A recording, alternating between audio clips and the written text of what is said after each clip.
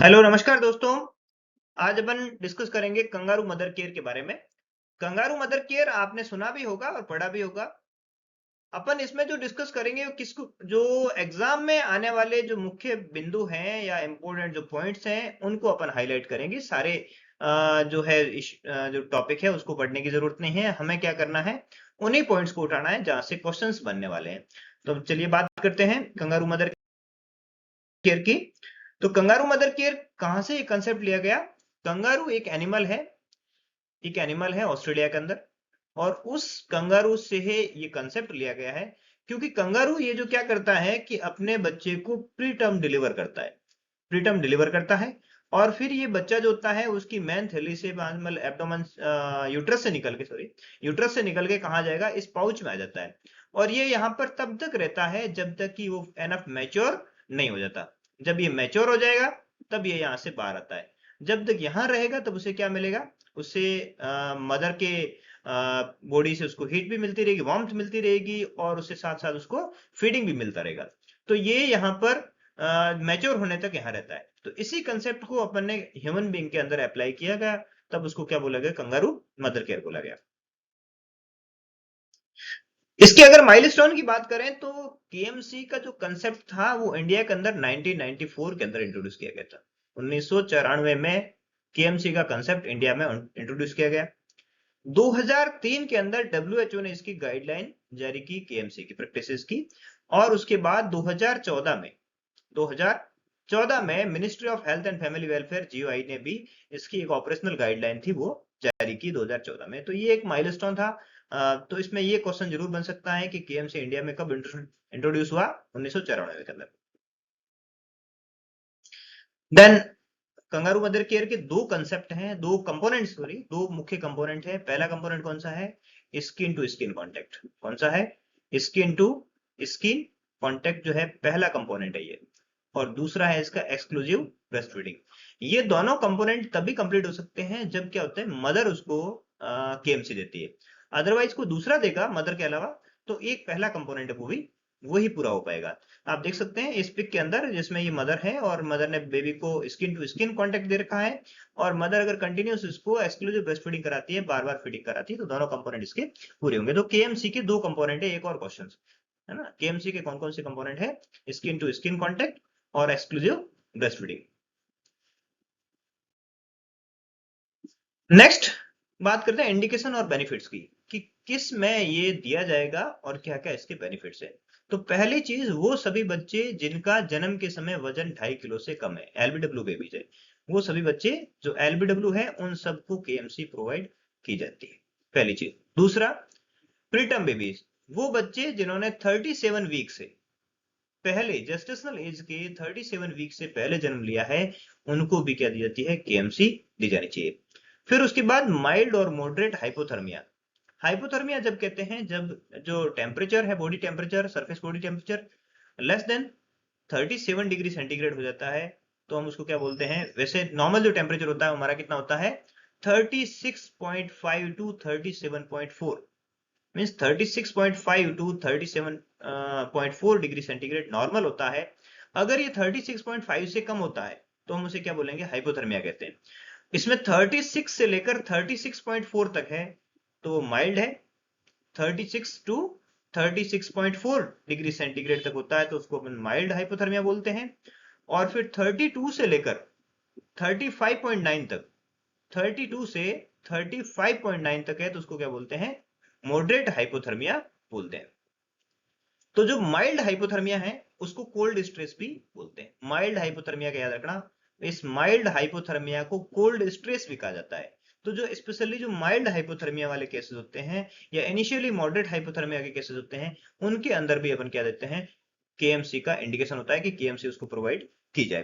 तो ये इसके इंडिकेशन है, याद रखिए। इसमें चौथी चीज और कोई दे सकते हैं, ऐड कर सकते हैं और उसमें पूछ सकते हैं कि कौन सा इनमें से नहीं है। तो ये आपको ध्यान में रखना है। देन उसकी बेनिफिट्स क्या क्या है? पहला बेनिफिट ये होता है कि केएमसी देने से क्या होगा? बॉडी टेम्परेचर होगा वो स्टेबलाइज होगा, मीन्स बॉडी टेम्परेचर रेगुलेट करने में ये मदद करता है। मां से बच्चे को सीधा बॉडी टेम्परेचर होगा वो ट्रांसफर होगा कंडक्शन के मेथड से। कौन सा मेथड होता है यहाँ पर? कंडक्शन, है ना। जो एक से दूसरी सरफेस टच होने से जो ट्रांसफर हो रहा है टेम्परेचर का, उसको क्या बोलते हैं, कंडक्शन। तो ये कंडक्शन मेथड के द्वारा बॉडी टेम्परेचर को रेगुलेट करने में मदद करेगा।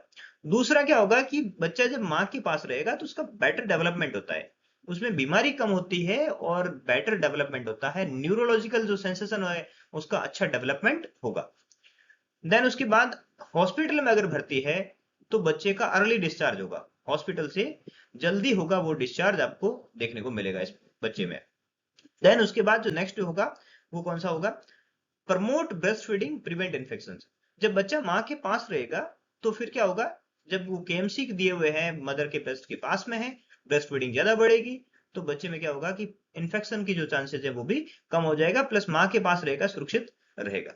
नेक्स्ट होगा वो increase bonding between the mother and child. सबसे इंपॉर्टेंट चीज जो है वो माँ और बच्चे के बीच की जो बॉन्डिंग है वो बहुत ही अच्छी बन जाती है। And last, prevent apnoea. जब बच्चा माँ के ब्रेस्ट के पास में रहेगा तो मदर की जो हार्ट बीट है वो उससे कंटिन्यूस क्या करती है, स्टिमुलेशन देती रहेगी, और बच्चे में एपनिया नहीं होगा, वो एपनिया से भी बचाएगा। तो ये इसकी 6 जो इंपॉर्टेंट बेनिफिट्स हैं वो आपको ध्यान में रखने हैं। बॉडी टेम्परेचर रेगुलेट करेगा, बेटर न्यूरोलॉजिकल डेवलपमेंट होगा, हॉस्पिटल से अर्ली डिस्चार्ज होगा, देन उसके बाद ब्रेस्ट फीडिंग जो प्रमोट होगी और बॉन्डिंग अच्छी होगी, और एपनिया को प्रिवेंट करेगा। तो ये 6 इसके आपको ध्यान में रखने हैं बेनिफिट्स है इसके। नेक्स्ट जो है कि how to provide KMC, KMC कैसे देनी है। केएमसी देने के लिए सबसे पहले आपको ध्यान में रखना है कि काउंसलिंग बहुत इंपॉर्टेंट है। आप जो काउंसलिंग दोगे मदर को या केयर गिवर को, जब काउंसलिंग दोगे तो वहां की जो सोशियो कल्चरल बैरियर्स हैं वो ध्यान में रखने हैं, कि यहाँ की सोसाइटी का जो कल्चरल वैल्यूज क्या क्या हैं वो ध्यान में रखते हुए उनसे बात करते हुए उसे काउंसलिंग करनी है कि केएमसी के बेनिफिट्स क्या हैं, केएमसी कैसे दी जानी है, कैसे आप केएमसी प्रोवाइड करेंगे। तो पहले काउंसलिंग होगी। फिर दूसरा जो होगा वो क्या करेंगे, हम जो मदर का जो फ्रंट है वो ओपन करेंगे, और मदर को जो हल्की ड्रेस है वो पहनाएंगे लोकल कल्चर के अकॉर्डिंग, और क्योंकि हमें क्या चाहिए, स्किन टू स्किन कांटेक्ट चाहिएगा। फिर क्या चाहिए, नियोनेट्स में सेम वही, कि नियोनेट्स को भी क्या करना है, उसका पूरे कपड़े हटाने हैं, लेकिन उसकी बॉडी पे क्या रहेगा, कैप रहेगा, सॉक्स रहेंगे, और डिस्पोजेबल डायपर रहेगा। तो ये सारी चीजें, डायपर, सॉक्स और कैप है, ये 3 चीज बच्चे की बॉडी पर रहनी है, शेष कपड़े सारे हटा देने होते हैं। फिर उसके बाद क्या करेंगे नेक्स्ट, ये पहला प्रिपरेशन पार्ट हो गया। उसके बाद अब हम क्या करेंगे कि बच्चा को कहां प्लेस करना है, place the baby between the mother's breast. आप देख सकते हैं मदर के ब्रेस्ट के बीच में ये बच्चा होगा, इस तरह से हम प्लेस करेंगे। पहला जो कंडीशन होगी ये। दूसरा हमें क्या करना है कि आप देख सकते हैं बच्चे का सिर है वो एक तरफ मुड़ा हुआ है ना, turn head to the one side. बच्चे का टर्न हेड और फेस है वो एक साइड टर्न कर दो, ताकि उसको ब्रीदिंग डिफिकल्टी नहीं हो। तीसरा जो होगा, बच्चे को फ्रॉग लाइक पोजीशन में होगा। फ्रॉग लाइक पोजीशन मींस जो पैर होंगे वो फ्लेक्स्ड होंगे, मींस घुटनों से पैर को फ्लेक्स करने हैं यहाँ से, तो वो मेंढक की तरह क्या होगा, बैठा हुआ रहेगा। और फिर उसके बाद में चौथा जो होगा कि बच्चे का जो एब्डोमन है वो मदर के एपिगेस्ट्रियम जो एपिगेस्ट्रिक रीजन है उसके लेवल के बराबर होना चाहिए। और फिर उसके बाद क्या करना है, नीचे से बच्चे को सपोर्ट करके रखना है। इसमें स्लिंग्स हो सकती है, केएमसी के बैग होते हैं उससे हो सकता है, या कपड़े से स्लिंग बनाई जा सकती है, उससे बच्चे को नीचे सपोर्ट करना है ताकि बच्चा गिर नहीं जाए। और इसके बाद है ना, माँ और बच्चे को दोनों को कपड़े से और ब्लैंकेट से दोनों को कवर करना है, ताकि बच्चा और माँ दोनों को क्या होता है कि वार्मथ है उसकी बनी रहे। ठीक है, तो इस तरह से हम बच्चे की ये पोजीशन रहेगी, बच्चे को फ्रॉग लाइक पोजीशन में रख के तो हेड टर्न करना है, मदर के ब्रेस्ट के बीच में रखना है। नेक्स्ट उसके बाद जब बच्चा सिक्योरली माँ ने होल्ड कर लिया है उसको, स्लिंग से अच्छे तरह से केएमसी बैग में उसको कंफर्टेबली बांध लिया है उसमें नीचे से, तब उसके बाद मदर बैठ भी सकती है, वो चल भी सकती है, अपनी घर की कुछ एक्टिविटीज हैं वो भी कर सकती है। एंड देन उसके बाद में क्या होता है कि सबसे इंपॉर्टेंट चीज कि अब जब बच्चा वहां है तो वहां पर बीच बीच में उसको मॉनिटरिंग करनी बहुत इंपॉर्टेंट है। वहां देखना है कि बच्चा का जो एयरवे क्लियर है, ब्रीदिंग वो रेगुलर ले रहा है, बच्चे का कलर है वो पिंक है, और बच्चे का टेम्परेचर है वो मेंटेन्ड है।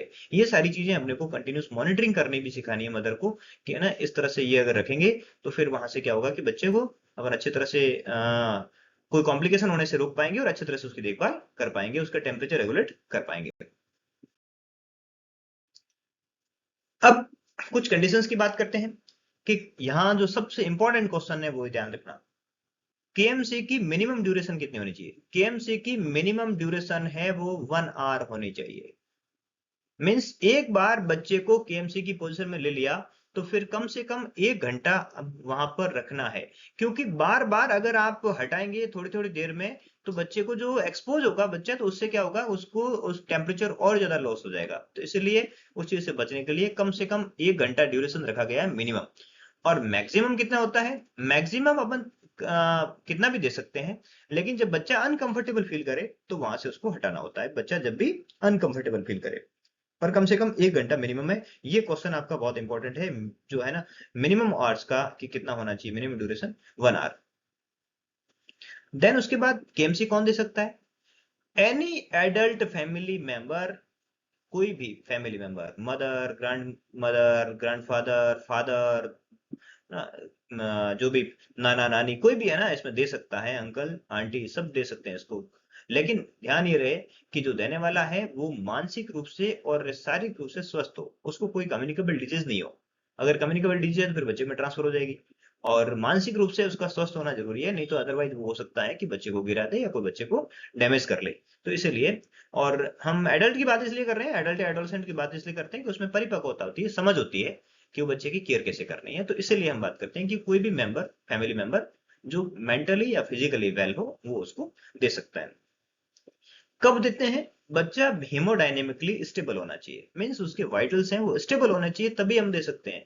अगर बच्चे को ड्रिप लगी हुई है तब भी हम केएमसी दे सकते हैं, लेकिन ध्यान में रहे कि बच्चे के वाइटल्स हैं वो सारे स्टेबल हो, तब उसको ड्रिप लगी हुई है तब भी दिया जा सकता है, कभी उसमें कोई इश्यू नहीं होगा। तो ये सारे जो क्वेश्चंस थे, आप इसमें जो आएगा वो इसमें आएंगे कि केएमसी के बारे में कौन सा जो स्टेटमेंट है वो ट्रू है या कौन सा स्टेटमेंट फॉल्स है, इस तरह से क्वेश्चन बन के आएगा। तो ये तीनों चारों जो स्टेटमेंट लास्ट वाले थे, ये उस टाइप से बन सकते हैं, या इनमें से कुछ और भी स्टेटमेंट है वो बनाकर क्वेश्चन पूछा जा सकता है केएमसी के बारे में। तो ये जो था वो केएमसी के बारे में अपनी कंप्लीट था, टॉपिक था।